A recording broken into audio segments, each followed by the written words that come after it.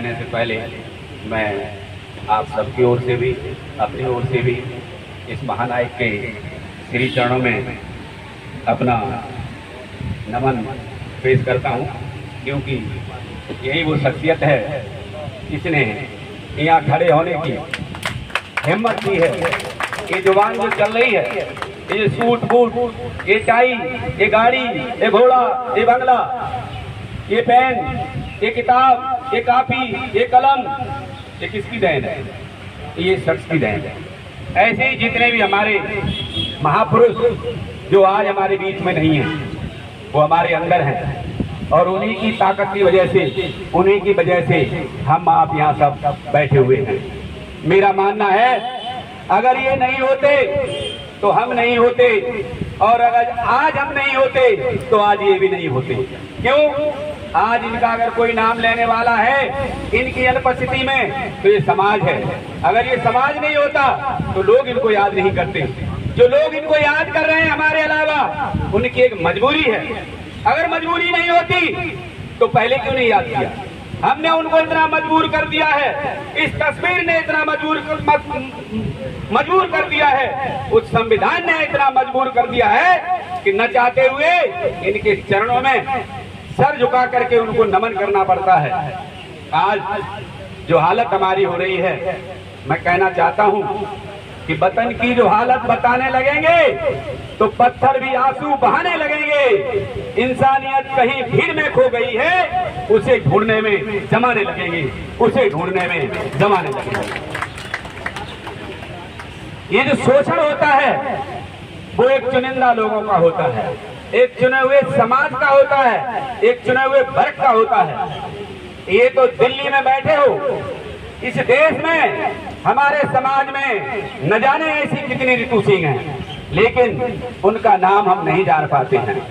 ये मुहिम अगर चलती रहेगी तभी आप जान पाओगे। हम न झूठी बात करते हैं, हम न झूठी बात करते हैं, न झूठी शान रखते हैं। ये भीम के दीवाने हैं, अलग पहचान रखते हैं। ये भीम के दीवाने हैं, अलग पहचान रखते हैं। अभी हमने 2 मिनट डॉक्टर रितु सिंह को सुना। सुनने के बाद मुझे लगा इस डॉक्टर रितु सिंह के नाम के आगे मेरे ख्याल में अगर शेरनी रितु सिंह जोड़ दिया जाए तो कोई नाकामी या कोई बेमानी नहीं होगी। ये आवाज बुलंद रहनी चाहिए। ये आवाज बुलंद कब होगी? जब बहन के पीछे लाखों की भीड़ खड़ी होगी, तभी आवाज बुलंद होगी। वरना आने वाले टाइम में हमारी हर बच्ची, हमारी हर बहन, हमारी बेटी कभी न कभी रितु सिंह बनने के लिए मजबूर हो जाएगी। हम चाहते हैं इस मिशन के बाद, इस मूवमेंट के बाद आने वाले टाइम में कोई भी समाज की बहन बेटी डॉक्टर रितु सिंह न बने। और वो कब होगा? जब आप सब मिलकर के इस डॉक्टर रितु सिंह को यह एहसास दिलाओगे। हम नहीं जानते थे डॉक्टर रितु सिंह कौन है, इनमें से तमाम सारे लोग नहीं जानते डॉक्टर रितु सिंह कौन है, लेकिन हम यहाँ आए क्यों? हमें सिर्फ ये पता है कि डॉक्टर रितु सिंह उस समाज से बिलोंग करती है, इस समाज से बिलोंग करते हैं। कहीं न कहीं हमारा खून का रिश्ता है डॉक्टर रितु सिंह से, इस समाज से हमारा खून का रिश्ता है। और उसी खून की उबाल के कारण यहाँ हर रोज लोग इस समाज के जुटते हैं और आने वाले टाइम में भी जुटते रहेंगे। 5 तारीख को आपको यहाँ एक सैलाब दिखाई देगा रोड पर। ये मैं आपसे चैलेंज करता हूँ। मैं खुद भी पहुँचने की कोशिश करूंगा छुट्टी लेकर के, और भी साथियों को लाने का प्रयास करूंगा। तमाम सारे साथी हमारे साथ आए हुए हैं।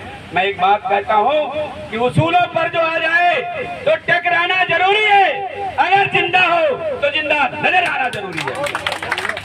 जब तक ये मिशन आपके दिल में नहीं होगा, जब तक ये बात आपके खून में नहीं होगी, तब तक कोई न कोई रितु सिंह बनता रहेगा, कोई न कोई रोहित वेमुला बनता रहेगा।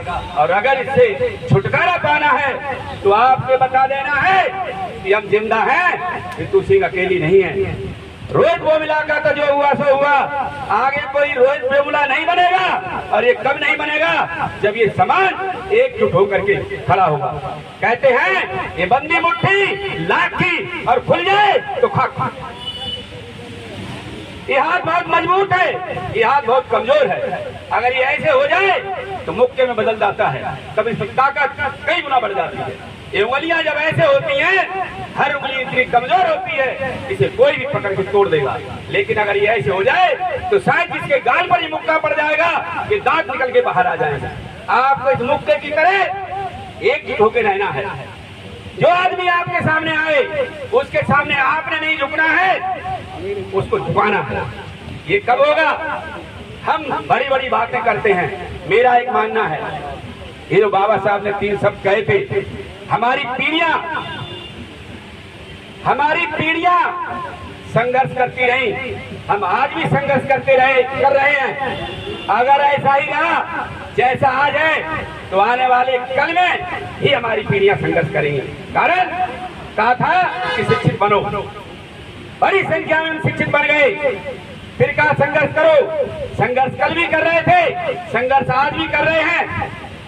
मुझे ऐसा एहसास होता है कि शायद आने वाले कल में भी हमारे बच्चों को संघर्ष करना पड़ेगा, पर आज आपने तय करना होगा कि हमने कल संघर्ष किया था, आज संघर्ष कर रहे हैं। आने वाला कल जो है वो हमारा संघर्षशील ना हो, हमारे बच्चों को संघर्ष ना करना पड़े।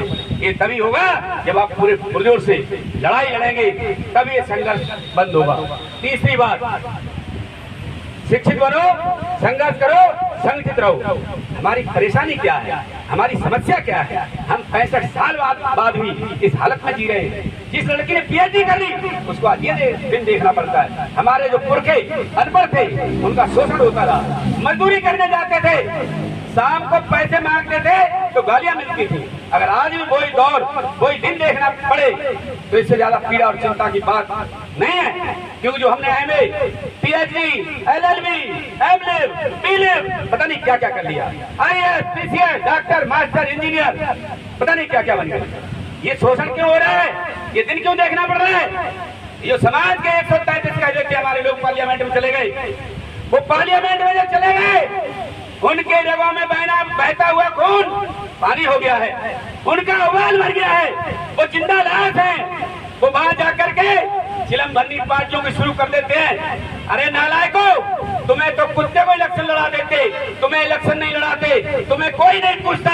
तुम गए हो इस समाज की वजह से। जब चुनाव होता है तो ये तय किया जाता है कौन से क्षेत्र में किस जात की कितनी आबादी है, उन्हीं सीटों को रिजर्व किया जाता है। नहीं तो तुम्हें कोई भी पार्टी जो तुम्हारा माई बाप है किसी जनरल सीट पर टिकट दे करके इलेक्शन लड़ा दे तो मैं मान जाऊंगा और तुम जीत के वहां से दिखा दूंगा। जीतते हो हमारी वजह से, तुम्हें टिकट हमारी वजह से मिलता है। जब गला काटने की बात आती है, उनकी चमचागिरी करते हो, उनकी दलाली करते हो, इस समाज का शोषण करते हो। इसकी वजह से हमें ये दिन देखना पड़ रहा है। अदरवाइज अगर तुम्हारे खून में दम होती, अगर तुम्हारे शरीर में जान होती, मुझे तो ऐसा लगता है कि वहां जाने के बाद जिंदा लाश बन जाते हो। डॉक्टर अम्बेडकर की बात करते हो, उन लोगों को सुनते मुझे शर्म आती है। एक भी लक्षण इस शख्स का उनके अंदर नहीं है, और इस शख्स की वजह से, उस संविधान की वजह से, उस रिजर्वेशन की वजह से, इस समाज की वजह से वहां पार्लियामेंट में बैठ गए। तुम्हारे बाप दादे भी कभी पार्लियामेंट का मुंह नहीं देखते। इनकी वजह से हमने पार्लियामेंट का मुंह देखा, और उसी पार्लियामेंट में जाकर के उनकी क्षण वंदना करते हैं, उनके जूते उठाने का काम करते हैं। वो जो कहते हैं उसमें हाँ में हाँ करते हैं। मेरी कई सांसदों से, जब अभी कोरोना चल रहा था, उस समय ऑनलाइन मीटिंग होती थी, मैं भी उसमें जुड़ता था। एक दो से हमने बोल भी दिया कि तुम गए किस लिए थे और वहां करके क्या रहे हो। हमारे साथी बोलते हैं कि भाई साहब चुप रहो, ज्यादा मत कहो। क्यों नहीं कहें? अगर नहीं कहें तो हमारी पढ़ाई बेकार है, मेरा ये मानना है। अगर नहीं कहें तो तुम कुछ नहीं कर सकते। वो वहां पिटेंगे, तुम यहाँ पिटोगे, ये गारंटी है। आज मैं पिटूंगा, कल ये पिटेंगे, परसों में पिटेंगे, परसों में पिटेंगे, अगले दिन ये पिटेंगे। अगर एक पिटे तो सब इकट्ठे हो जाओ। कहते हैं जलते घर को देखने वालों, फूस का छप्पर आपका है, उसके पीछे तेज हवा है, आगे मुकद्दर आपका है। उनके कत्ल पर मैं चुप था, मेरा नंबर अब आया, और तुम्हारे कत्ल पर, मेरे कत्ल पर तुम चुप हो, अगला नंबर आपका है। अगर ये बात आपके जहन में आ गई, अगर ये बात तुम्हारे दिमाग में आ गई, तो मैं कहता हूँ एक दलित समाज का आदमी अगर कहीं सड़क पर अकेला फंस जाए, मैं इस भाई को सुन रहा था कि मैं जब जेल में था तो इस आदमी की तस्वीर, परेशान होता था तो तस्वीर की तरफ देखता था। मैं पूरी ईमानदारी के साथ शिक्षक होने के नाते मैं कहता हूँ, मंत्री गुरर बैठो प्रिय बोले मैं आज राज धर्म तंतीन का जय कीजिए नाथ। शिक्षक को कभी भी झूठ नहीं बोलना चाहिए। मैं खुद इस बात को मानता हूँ, वो बिजली के बोर्ड पर लिखा होता है कि संभल के रहना, 11,000 की वोल्टेज है, इसमें 11,000 का करंट है। मैं जब इस शख्सियत को देख लेता हूँ तो मेरे शरीर के अंदर 22,000 का करंट आ जाता है। और किसी भी भीड़ में, ये हमारे साथी सब यहाँ गवाह हैं, हमारे 2 प्रिंसिपल भी हैं, मैं 1,000 2,000 की भीड़ भी हो ऐसे ही बेबाक बोलता हूँ अपनी। और मैं जिस स्कूल में जाता हूँ अगर कोई आड़े आता है उसको चैलेंज के साथ कहता हूँ तू किसी भी बात में डिबेट कर ले। अगर किसी ने ये कह दिया कि रिजर्व से आया है, मैं कहता हूँ भाई तेरे बाप में भी औकात नहीं है जो मेरी बात को प्रमाणित के तौर पर काट के दिखा दे। मैं पढ़ के आया हूँ, तू आया हुआ जैसे आया हुआ, मैं पढ़ के आया हूँ, आज भी पढ़ता हूँ, इसलिए तेरे से डिबेट करता हूँ। भाइयों, मैं आपको एक ही बात कहना चाहता हूँ, अगर आप लड़ाई लड़ना चाहते हो, बच्चों को सुरक्षित रखना चाहते हो, आने वाले टाइम में कोई बच्चा रोहित बेमुला ना बने, आने वाले टाइम में कोई बहन ऋतु सिंह ना बने, इसके लिए एक ही मंत्र दे दो जो इस शख्स ने दिया था, बच्चों को पढ़ाई में घुसेड़ दो, बच्चों को पढ़ाओ, समाज की बात बताओ, समाज से जोड़ो, बुजुर्गों का सम्मान करना सिखाओ, माताओं बहनों बेटियों का सम्मान करना सिखाओ, तभी समाज आगे बढ़ सकता है। इसी के साथ एक बार दोबारा आप सबका बहुत बहुत धन्यवाद। जय हिंद, जय भारत, जय संविधान, जय भीम, जय भीम, इंकलाब, इंकलाब, इंकलाब। हम लड़ेंगे, झुकेंगे नहीं। अगर कोई आगे बढ़ता है तो वो लड़कर बढ़ता है। जिसने पढ़ना सीख लिया उसने लड़ना सीख लिया, और जिसने लड़ना सीख लिया उसने आगे बढ़ना। तो अगर आपने पढ़ना सीख लिया, अगर ये डॉक्टर ऋतु सिंह ने PhD नहीं करी होती तो दिल्ली यूनिवर्सिटी में प्रोफेसर नहीं लगी होती, और दिल्ली यूनिवर्सिटी में प्रोफेसर नहीं लगी होती तो आज तुम ऋतु सिंह के साथ यहाँ धरने पे नहीं होते, क्योंकि बहन हमारी कहाँ होती, किसी के घर में रसोई गैस पर केवल मात्र बर्तन साफ करने और खाना बनाने तक सीमित रहती। इस संविधान की ताकत है, इसने पलट दी बाजी को, और ये पलटी हुई बाजी संभाल के रखना है। आने वाले टाइम में भी वो कब बचेगी, जब हमारे बच्चे हमारी तरह शेर की दाल की तरह गजना सीख लेंगे, बोलना सीख लेंगे। ये आएगा कब, जब पढ़ना सीख लेंगे। वही आदमी कर सकता है, वही आदमी बोल सकता है, वही आदमी टक्कर ले सकता है जिसने पढ़ना सीख लिया। पढ़ना सिखा दो, लड़ना सीख जाएंगे, लड़ना सीख जाएंगे, आगे बढ़ना सीख जाएंगे, आगे बढ़ना सीख जाएंगे तो झुकेंगे नहीं, झुकेंगे नहीं, झुकाना सीख, झुकेंगे नहीं, झुकाना सीख जाएंगे। मैं ये बताना चाहता हूँ, एक बार यूनिवर्सिटी में 13 पॉइंट रोस्टर आया था, उसमें भी नारेबाजी करने आया था। मेरा कोई उससे मतलब नहीं था, मैं लेक्चरर हूँ इकोनॉमिक्स का, लेकिन यूनिवर्सिटी के प्रोफेसर ने वो उठाया था बीड़ा 13 पॉइंट रोस्टर वाला। मैं उसमें डॉक्टर लक्ष्मण यादव, तब मैं जानता नहीं था उनको, जब बाद में उस पर देखा यूट्यूब पर, तब मुझे पहले मैं सोचता रहा मैंने सबको कहीं देखा है, बाद में पता लगा कि मैं तो इसके साथ माइक पर कंधे से कंधा मिला करके 13 पॉइंट रोस्टर के लिए DU में नारेबाजी कर रहा था। मैंने पहला भाषण, पहली नारेबाजी, पहली रैली जब मैं BSc कर रहा था तब 14 अप्रैल को संबोधित की थी। उस दिन से लेकर आज तक ऐसे ही बोल रहा हूँ, और मैं एहसास करता हूँ ये जो बोलने की हिम्मत, ये जो बोलने की ताकत, ये जो गर्जने की ताकत कहाँ से आई है, ये जो चेहरा दिखाई दे रहा है इससे आई है। मान्यवर काशीराम को पढ़ने के बाद आई है। ज्योतिबा फुले, पेरियार, और एक चेहरा मुझे दिखाई दे रहा है। मैं इस शख्स को सुनता हूँ, ये जितने राजनेता जाते हैं ये शख्स कहता है मुझे परवाह नहीं है, मैं मंत्री बनूंगा, MLA बनूंगा, नहीं बनूंगा, MP बनूंगा, बनू ना बनू। भाइयों कुछ मत बनो, अगर आप इंसान बन गए, समाज के लिए एक मिसाल बन गए, तो मैं कहता हूँ आप सब कुछ बन गए। हम बन गए IPS, PCS, IAS, पता नहीं क्या क्या क्या क्या। और मैं मानता हूं अगर हम इंसान नहीं बन पाए, हम समाज के लिए कुछ नहीं कर पाए, तो हम कुछ नहीं बन पाए। अभी एक साथी कह रहे थे कि जो लोग जात छुपा कर रहते हैं। मैं मानता हूं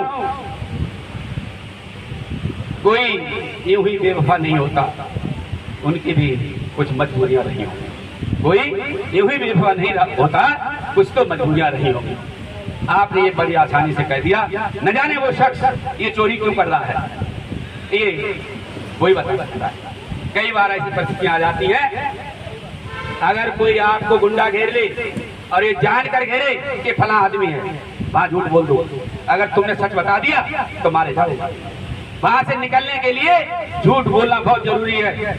वो तो ताक में था, आर सिंह आएगा मर्डर करूंगा, शकल नहीं पहचानता, नाम पूछा गलती से बता दिया, बिना सोचे समझे मर्डर कर देगा। और जब शकल जानता ही नहीं है तो मैं नाम कुछ ही बता दूं तो मुझे छोड़ देगा। तो कई बार परिस्थितियों पर हम उस जगह पर जहां पर फंसे हुए हैं, बाहर निकलने के लिए कुछ न कुछ मेरे समझ में करना पड़ता है। शायद ऐसी किसी परिस्थिति में किसी ने ऐसा किया होगा, पट्टा लगा के तो क्या घूमे, पर कोई हमारा भाई किसी को कभी पूछे तो उसको बेवाक बताओ कि हम तुम्हारे ही हैं और तुम हमारे हो। जय भीम, जय भारत, जय संविधान, जय जय जय जय जय भीम, जय भीम, जय भीम, इंकलाब, इंकलाब, इंकलाब, संविधान, संविधान, संविधान, बाबा साहब, बाबा साहब, बाबा साहब। जय हिंद, जय भारत, जय संविधान, जय भीम।